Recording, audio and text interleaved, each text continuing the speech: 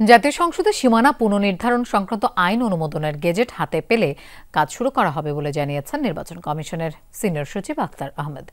নির্বাচন ভবনে সাংবাদিকদের প্রশ্নের জবাবে তিনি বলেন, সীমানা পুনর্নির্ধারণে 61 আসনের জন্য 406টি আবেদন এসেছে ইসিতে। এগুলো দ্রুত নিষ্পত্তি করা হবে।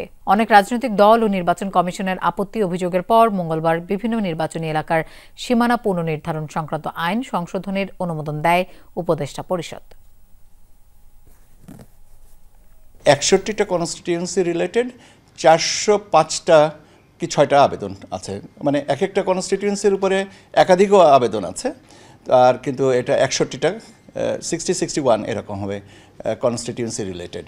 তো এখন আমরা গেজেটটা পেলে তো কাজটা শুরু করব, কিন্তু প্রাথমিক কাজগুলো যে কনস্টিটিউয়েন্সি বেসড আবেদনগুলোকে সর্ট আউট করা, এই কাজটা শুরু করছি।